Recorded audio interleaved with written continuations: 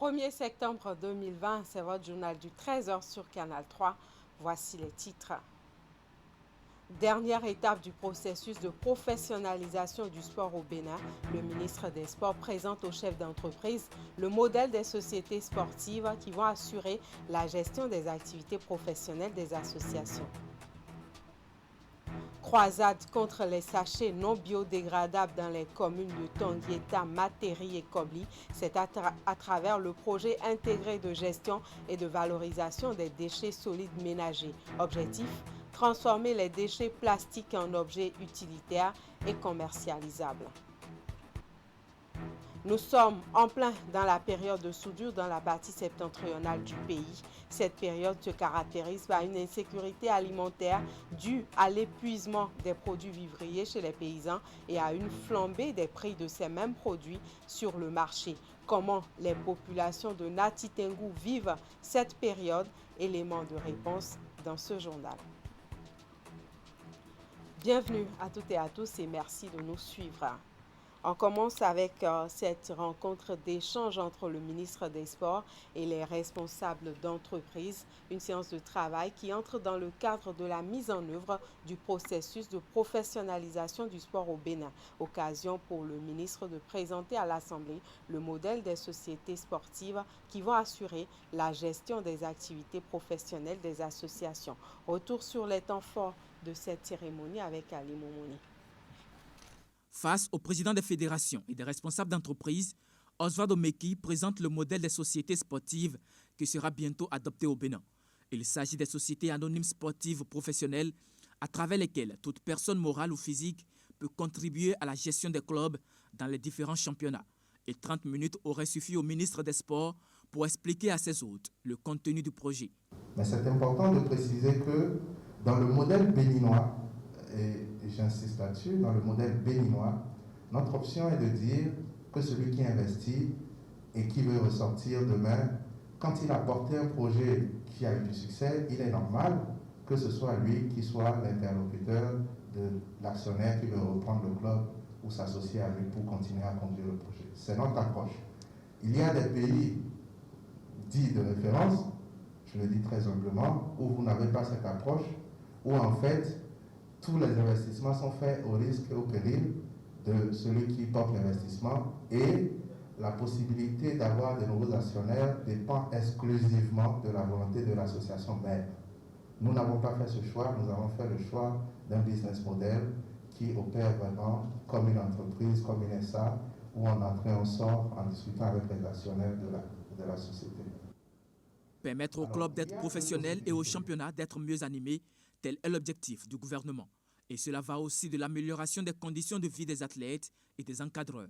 En somme, un marché de sport assez dynamique. Aujourd'hui, les entreprises que nous avons rencontrées sont invitées à créer des sociétés sportives qui ensuite vont, à travers des conventions, opérer la partie professionnelle des associations qui, elles, continuent d'appartenir à leurs différents membres fondateurs. Nous aurons désormais au Bénin, dans toutes les disciplines, deux types de championnats. Un championnat professionnel qui va rassembler les clubs qui remplissent le cahier de charges afférent au championnat professionnel. Et dans ce championnat, joueurs, encadreurs seront rémunérés, les budgets seront connus à l'avance, votés, adoptés par les conseils d'administration des sociétés sportives. En échange, la société sportive qui opère la partie professionnelle finance le sport féminin dans les disciplines où on a besoin de le promouvoir et surtout le sport des jeunes au profit de l'association qui garde la main sur la partie amateur. Et donc on aura ce championnat professionnel d'une part et le championnat, les compétitions amateurs d'autre part. C'est un nouvel environnement sportif qui se crée ainsi au Bénin pour le bonheur à la fois des acteurs sportifs et des entreprises. Dans le projet, des mesures d'accompagnement sont prises par l'État central tant sur le plan financier que technique. Les infrastructures seront également disponibles et au-delà de tout, un répertoire national des sportifs du Bénin sera mis en place grâce à un système harmonisé de délivrance des licences sportives. Quelques informations utiles pour les nouveaux bacheliers à présent. La question de l'orientation après l'obtention du bac. Eh bien, cette année encore, comme il est de coutume, le ministère de l'Enseignement supérieur et de la Recherche scientifique organise à l'intention des nouveaux bacheliers vendredi prochain une séance d'orientation.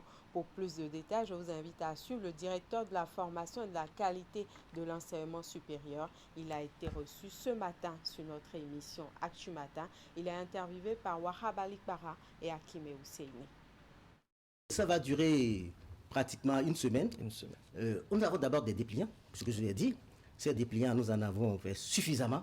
À côté de cela, il y a le fait que ces dépliants seront mis à disposition au niveau des directions départementales donc de l'enseignement supérieur, dans nos universités. Et également, il y a des équipes qui vont passer dans certains points, dans certaines localités, surtout à l'intérieur du pays, pour essayer donc de s'entretenir à des équipes légères et mettra à leur disposition également. Et aussi, on fera des projections. On fera des projections pour permettre donc voilà, à tous ceux qui sont concernés, et leurs parents, et leurs enseignants, et eux-mêmes, de pouvoir s'approprier ce document, de comprendre ce qui se fait, et tout ça là, nous serons à leur disposition. En fait, les bourses sont attribuées à partir d'un certain nombre de quotas qui ont un lien avec donc, les disponibilités budgétaires, mais également un lien avec les capacités d'accueil des universités. Ces capacités d'accueil nous ont été données par les universités, avec qui d'ailleurs nous travaillons étroitement. C'est eux qui ont donné les matières fondamentales qui constituent en fait les backgrounds de ce qu'il faut avoir, les prérequis qu'il faut avoir avant d'aborder une certaine formation. Tout cela sera mis à la disposition donc des étudiants. Nous avons également le classement qui se fait au mérite. Il se fait au mérite, et je vous ai déjà dit que dans la base de données donc, de la DOB, il y a donc leurs notes qui sont déjà là. Exactement. Ces notes donc seront exportées par le logiciel où il y a une formule. Et la formule, en fait, c'est quoi?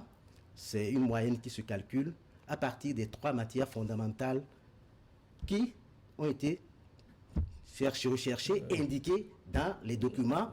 Et ces matières fondamentales seront affectées des coefficients du bac. Les coefficients de ces matières au bac, divisés donc par le nombre de coefficients. Je peux vous donner rapidement un exemple. Pour aller en médecine, il faudrait donc avoir des compétences en mathématiques, en SVT et en physique-chimie. D'accord. Alors, pour calculer la moyenne pour quelqu'un qui a un bac D, on prend donc SVT coefficient 5, mathématiques coefficient 4, physique-chimie coefficient 4, divisé par 13.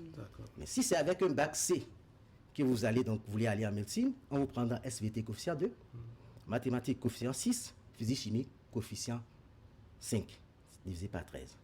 Voilà donc un peu comment ça se fait. Vous voyez donc rapidement, avec quelques secondes déjà, le calcul est descendu par le logiciel.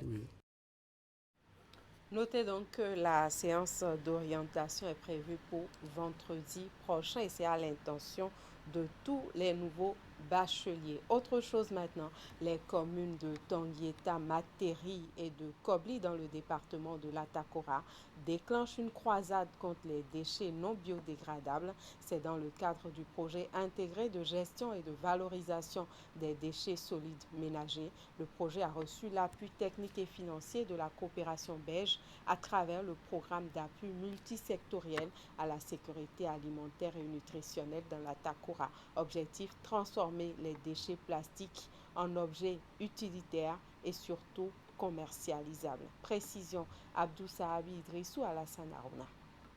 La gestion des déchets plastiques dans le monde constitue aujourd'hui un réel problème environnemental qui menace tous les écosystèmes, mettant en danger la vie des populations. Au Bénin, la situation est aussi préoccupante dans la mesure où les résultats des différentes initiatives d'assainissement restent en deçà des attentes. Prenant la mesure de la situation, les communes de Tanguieta, Kobli et Materi, toutes dans l'Atakora Ouest, ont initié le projet intégré de gestion et de valorisation des déchets solides ménagers. Un projet qui a reçu l'appui technique et financier de la coopération belge à travers le programme d'appui multisectoriel à la sécurité alimentaire et nutritionnelle dans la Takora Amsana. Dans cet atelier de fonte de Kobli, doté de matériel artisanal, les déchets plastiques sont regroupés, triés puis recyclés en objets commercialisables. Nous avons 3 grandes catégories de plastique. Les sachets, les plastiques transparents, les plastiques durs. Ensuite, le processus de fonte consiste à chauffer la cuve, incorporer les différents types de plastique et obtenir une pâte. Cette pâte sera moulée, pressée pour obtenir différentes formes d'articles, tels que les impluviums utilisés pour le maraîchage de contre-saison. Sur ce site maraîcher de Samongo, une localité de l'arrondissement de Ndahonta, commune de Tanguita, l'on utilise déjà des impluviums pour le maraîchage de contre-saison. Il a été relevé que cette technique permet d'économiser de l'eau à hauteur de 50 à 75% du volume nécessaire pour arroser une plante et réduit par 4 la fréquence d'arrosage. Elle permet aussi d'économiser le temps de travail lié au désherbage qui passe désormais à 0. Ils ont formé nos jeunes. Nous voulons perpétuer ça pour que la commune, d'autres jeunes puissent être aussi formés à l'avenir et on va pérenniser ces actions du projet Enabel. Une fois encore, merci le projet Enabel pour nous avoir appuyés. Avec cette technique culturelle, les déchets plastiques, désormais source d'opportunités de revenus, n'ont plus droit de citer dans les communes de Tanguita, Kobli et Materi. Le président du conseil d'administration du Millennium Challenge Account Bénin 2, Abdoulaye Biotchane, était sur les sites des centrales solaires photovoltaïques de Djougou et de Natitengu, accompagné de l'administrateur et du coordonnateur national du Millennium Challenge Account. Il est allé constater de visu la libération des sites et surtout échanger avec les propriétaires terriens. On retrouve Abdou Sahabi Idrissou. Voici le domaine qui devra abriter dans les tout prochains jours la centrale solaire photovoltaïque de Natitengu, située à Tagaye, localité périphérique de la commune de Natitengu. Cette infrastructure est inscrite dans le programme d'action du gouvernement. Après le processus de sécurisation du site par le MCE Bénin 2, le ministre d'État Abdoulaye Biotchane, président du conseil d'administration du MCA, est sur le terrain pour non seulement constater la libération du site par les personnes expropriées, mais aussi échanger avec elles sur leur indemnisation qui va démarrer sous peu. C'est vraiment avec plaisir que je viens aujourd'hui à Natitengu pour superviser l'achèvement des travaux qui permettront d'installer ici une centrale solaire. Une centrale solaire, c'est une facilité qui va permettre de produire de l'énergie électrique ici pour la consommation de nos compatriotes, qu'ils soient à Natitengu, dans la Takora ou même dans tout le Bénin. Il y a beaucoup d'implications, notamment sur les populations riveraines, sur les populations qui ont des activités sur le site. Il faut s'assurer que toutes leurs préoccupations sont prises en compte et que notamment les indemnisations qui sont prévues, y compris constitutionnellement, sont payées aux intéressés. C'est un domaine de plus de 22 hectares sur lequel sera implantée la centrale photovoltaïque d'une capacité de 10 MW pour desservir les populations de Natitengu et ses environs. La centrale va fournir de l'électricité qui sera injectée sur le réseau de la Société béninoise d'électricité. Pour la consommation, il y en a déjà une de 127 MW qui a été construite, qui est en exploitation et qui fournit de l'électricité sur le réseau national. Après la visite du terrain, le ministre d'État a tenu une séance avec le conseil communal de Natitengu. Occasion pour le maire de la ville de saluer les réalisations du gouvernement au profit de Natitengu. Au nom du conseil communal et à mon nom propre, nos sincères remerciements et nos vives reconnaissances au président de la République pour avoir tant aimé Natitengu. Déjà se profile à l'horizon plusieurs autres projets, toujours dans l'intérêt de développer notre ville capitale. Avant l'étape de Nati Tengou, la délégation ministérielle était à Soubroukou, dans la commune de Djougou, pour le même exercice. Ici également, c'est une centrale solaire photovoltaïque de 10 MW qui sera implantée pour assurer l'autonomisation énergétique des populations bénéficiaires. On s'intéresse maintenant à la 9e édition de l'Académie syndicale de l'Union nationale des syndicats des travailleurs du Bénin, UNSTB. Initiée depuis 2014, l'Académie syndicale, dénommée entre-temps en un premier temps Université de vacances, est une rencontre annuelle des leaders syndicaux de l'organisation et est destinée à la réflexion et à l'analyse des problèmes des travailleurs.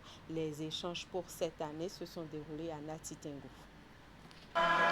Cette 9e édition de l'Académie syndicale offre l'occasion aux responsables et militants de l'Union nationale des syndicats des travailleurs du Bénin, UNSTB, de se pencher sur l'avenir de l'organisation commune, mais surtout sur l'essentiel qui fera le bien-être des travailleurs.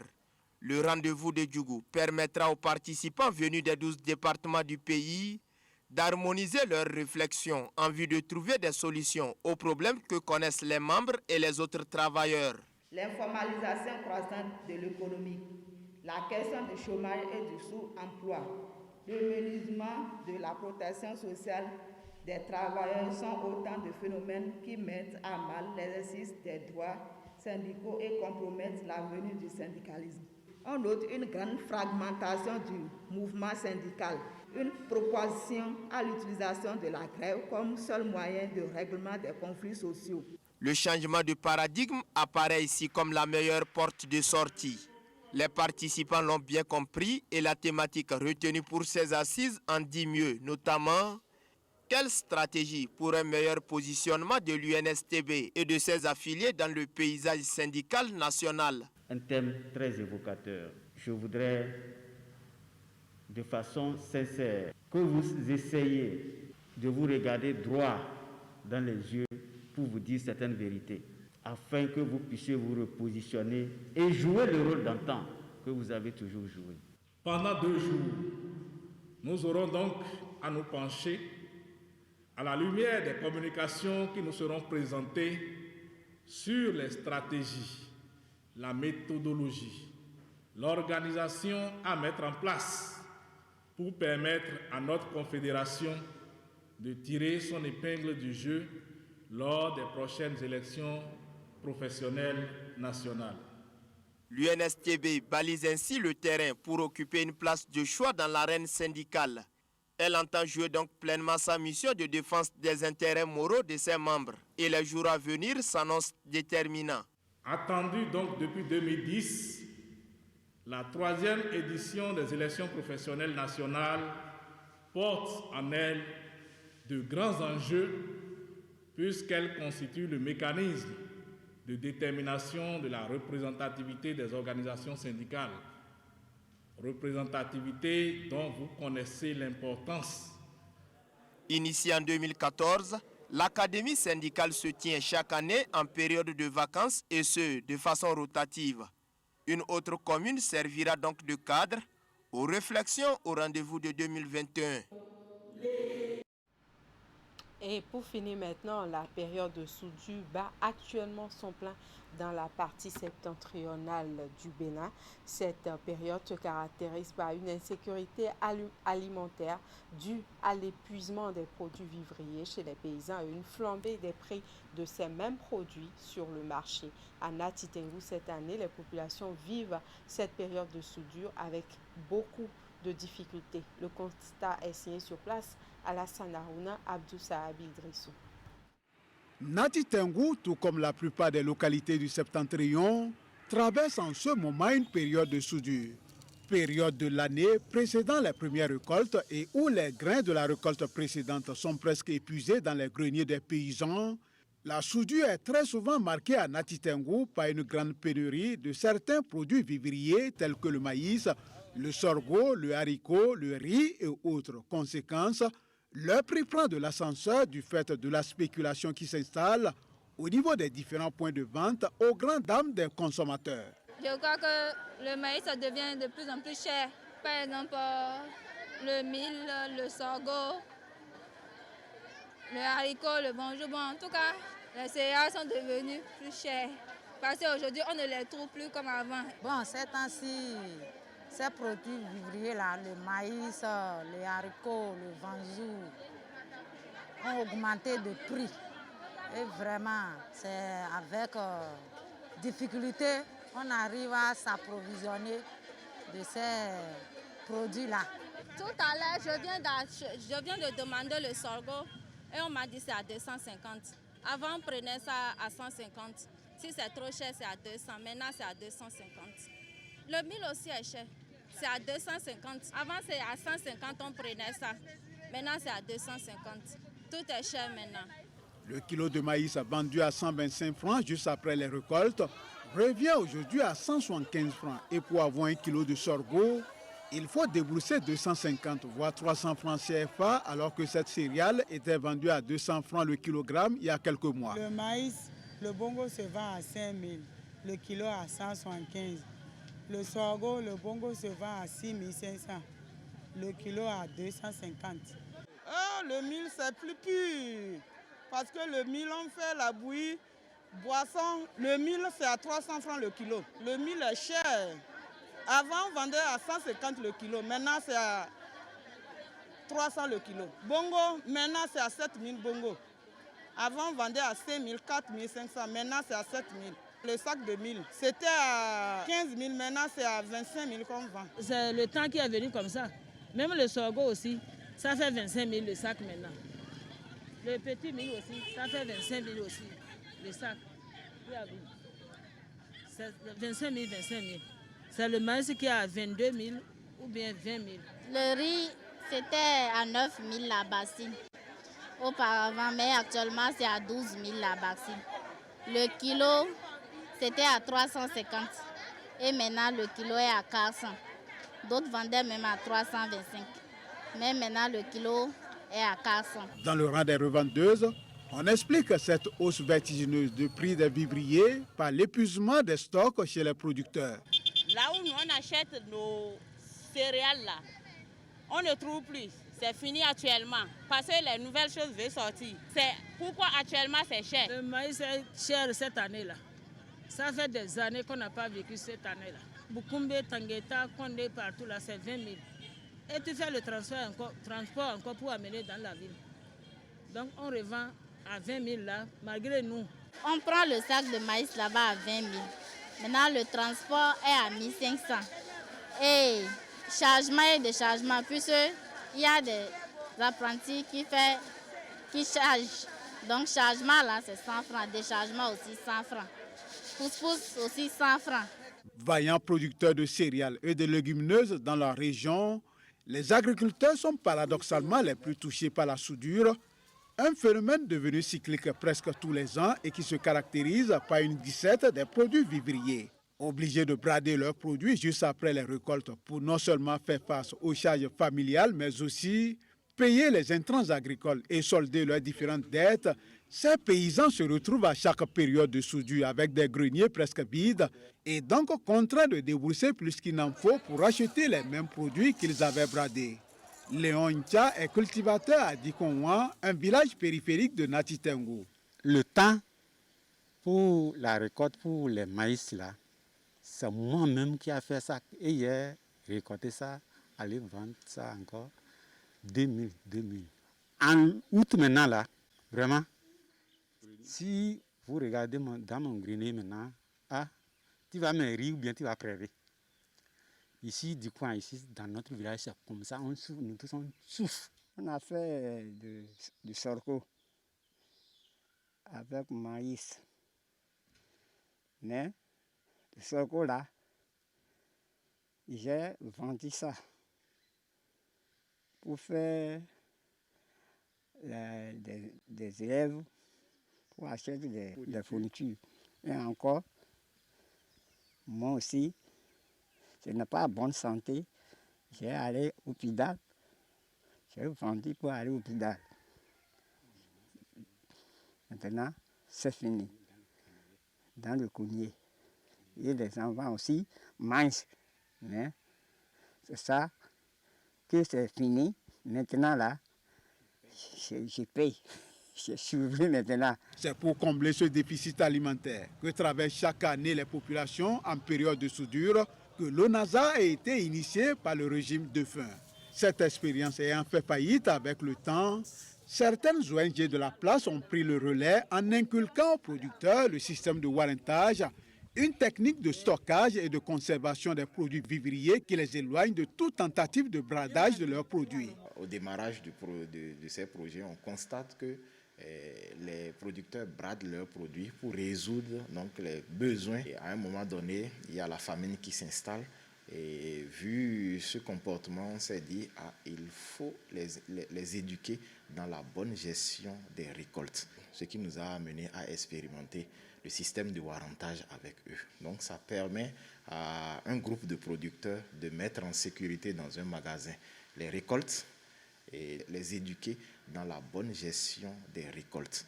Et cette bonne gestion passe par la répartition d'abord des récoltes. Il faut d'abord mettre de côté les produits de consommation de la famille et c'est le surplus maintenant qu'on met en vente. Donc ça a permis un peu de réglementer un peu la gestion donc, des récoltes, ce qui fait qu'aujourd'hui, dans les ménages, il y a quand même jusqu'à la période de soudure de quoi manger pour toute la famille. Au regard des résultats élogieux obtenus après l'expérimentation du warrentage dans certaines localités du Septentrion, sa généralisation dans toute la région septentrionale permettra à Fossu de mettre un terme à la pénurie de produits vivriers constatée à chaque période de soudure. Merci Alassane Harouna. Et voilà, c'est la fin de ce journal. Toute l'équipe qui m'accompagne vous remercie pour votre aimable attention et vous souhaite par ma voix un très bon mois de septembre. Passez de bons moments en compagnie de nos programmes. Prenez bien soin de vous et respectez surtout les gestes barrières.